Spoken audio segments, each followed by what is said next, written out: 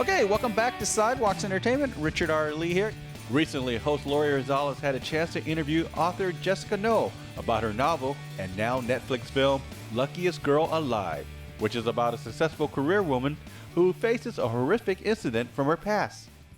Joining us to talk about the Netflix film Luckiest Girl Alive, I'd like to welcome screenplay writer and New York Times best-selling author Jessica Knoll to Sidewalks Entertainment.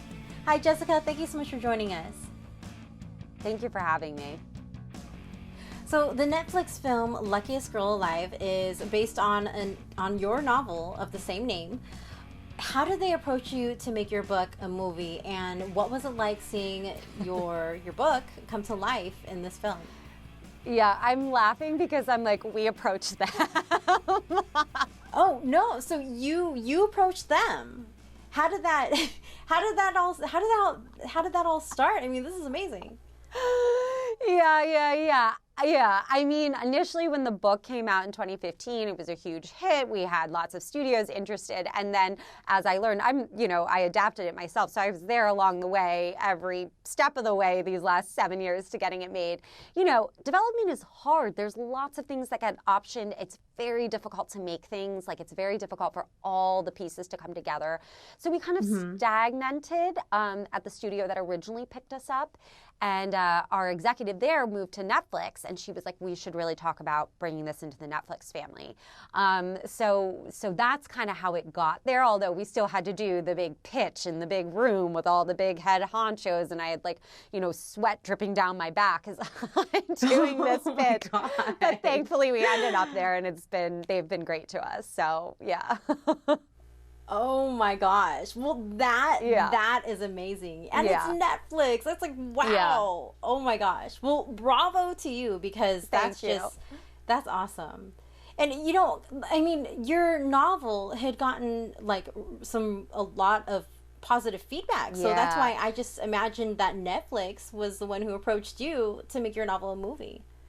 Yeah, thank you. Yeah, I think it just goes to show really how tough it is to get something made, because it's just, there's so much behind the scenes, the way these studios think about what's going to be successful for them on their platform, who are the actors they're trying to work with, what are the gaps they're trying to fill, the audiences they're trying to attract. It's mind-blowing. It's given me a lot of knowledge, powerful knowledge, I hope. And not only was it Netflix, but for the lead of this film, it's Mila Kunis. Yeah, oh my gosh. Yeah. So what was your experience like working on this movie as a screenplay writer? And what was it like working with stars like Mila Kunis? Yeah, so Mila was amazing, just so additive, not just as an actress and a performer, and what she brought, the nuance that she brought to this character, and the humor, the dark humor, and the anguish, and the fury, and all of these things. But as a creative producer, she was really invaluable.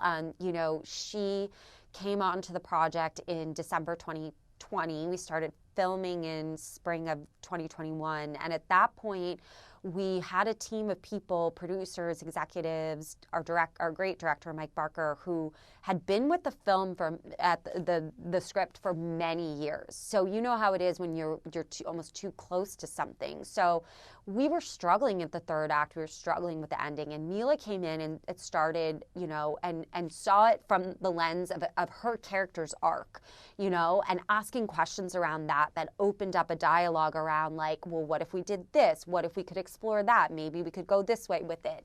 And I love the ending that we ended up with. And I don't think we could have gotten there without Mila.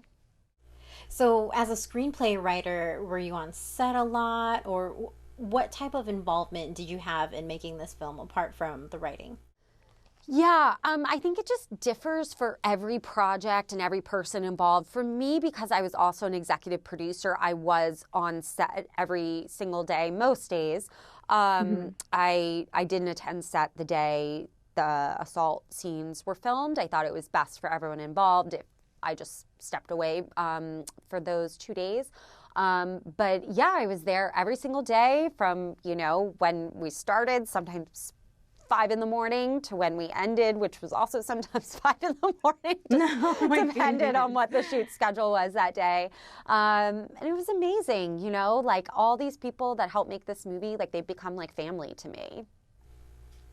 So for some people who watch the film, some of the experiences that the lead character goes through might be able to relate to it, or it reaches them on a personal level. For those viewers, what would you like to say to them?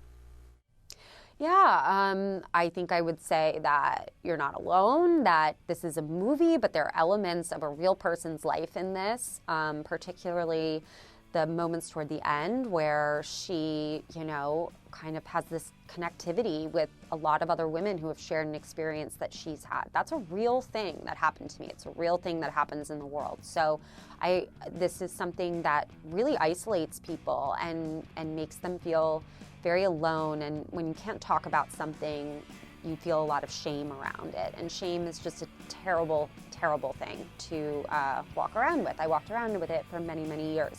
So I would say that you are not alone. This has nothing to do with you. Give your community, give your friends the opportunity to support you, because I took that risk and we're living in a much more evolved world. And people are gonna listen to you, they're gonna believe you. So don't be afraid to talk about this if it's something that you've kind of kept close for many years.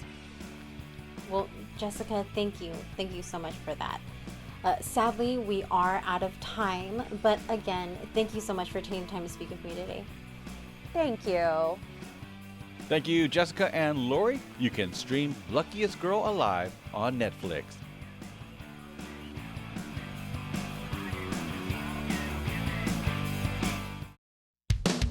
For more full-length celebrity interviews, visit us at sidewalkstv.com, our YouTube channel, and don't forget to follow us on social media.